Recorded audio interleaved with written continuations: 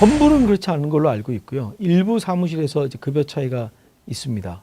그렇게 급여 차이가 있는데 그거는 이런 거라고 생각하시면 될 거예요.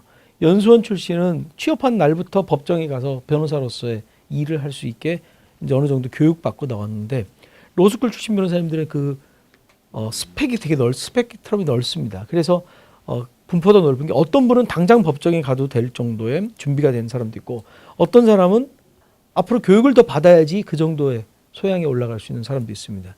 그래서 그거에 따른 어떤 급여 차이가 발생할 수 있는데 대형 로펌 같은 경우에는 사실상 급여 차이가 발생하지 않는 걸로 알고 있습니다.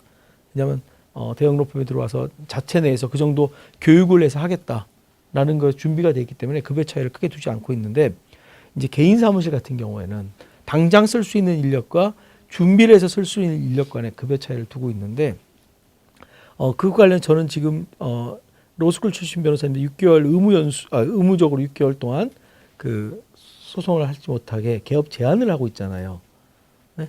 그 부분은 좀 전면적으로 수정이 돼야 된다 생각합니다. 왜냐하면은 어떤 1,500명이나 되는 변호사 쏟아져 나올 때는 어떤 사람은 당장 소송에 실무에 투입해서 할 수 있는 변호사도 있고 어떤 사람은 스스로 본인 스스로 나는 좀 더 준비를 해서 법률 시장에 나와서 변호사로서 역할을 해야 된다라는 게 있을 수 있는데 그거를 획일적으로 모든 사람을 똑같이 묶어놨다는 건 문제가 있다고 생각해요.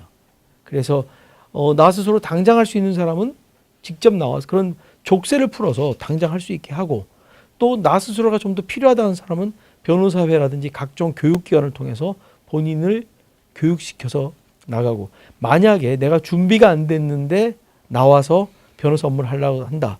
그러면 첫째 본인이 힘듭니다.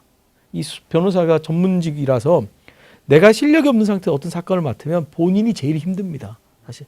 그리고 본인이 그걸 갖다가 어떻게든지 간에 임기응변식으로 막아서 소송한다 보면 국민이 피해를 보고 국민이 피해를 보는 경우에는 그 소송을 잘못한 변호사들도 책임을 지게 되는 이제 그런 구조로 바뀔 거예요. 미국 같으면 이제 샤키로이라고 해가지고 변호사의 소송의 잘못을 잡아내서 손해배상 소송하는 변호사들이 있습니다.